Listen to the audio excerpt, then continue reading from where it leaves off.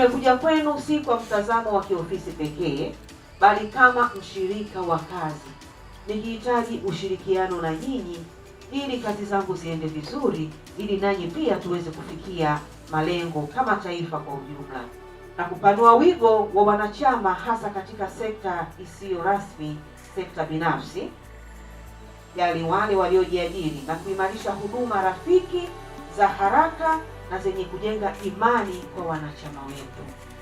Hili naamini linawezekana kwa wasilisho nililolisikia na kasi mlionayo, naamini yote yatakwenda kutimia ndani ya muda mfupi. Na katika eneo la hifadhi skimu, naona fursa kubwa ya serikali kushirikiana na NSSF kuelimisha wananchi wengi zaidi kujiunga na mfumo wa hifadhi ya jamii.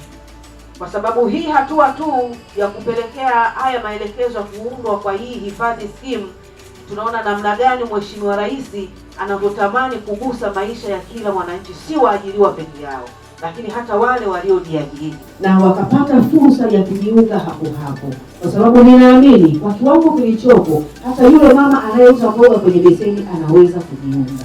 Kama wanacheza michezo kuweka 5,000 kwa siku, lakini wakaja kujiunga kwenye hii hifadhi skimu kwa shilingi 1,000 kwa siku, hawatoshindwa, ambapo faida zake ni kubwa na wenyewe wataona manufaa yake, hawatosita kujiunga. Tuna vijana wa bodaboda, tuna wajasiriamali, wakulima, wavuvi, wafanya biashara wadogo, tunao mawinga wale. Lakini tukijitahidi kuwajengea uelewa wa hifadhi hii sio jamii ya wafanyakazi ofisini pekee, ni kinga ya maisha, akiba ya utu na maandalizi ya kesho yao. Lakini lengo letu ndio kumfanya Mtanzania ajue kuwa kujiunga na hifadhi ya jamii sio mzigo, bali ni uwekezaji wa maisha yake na familia yake na kesho yake, yaani azeeki kwa tabasamu.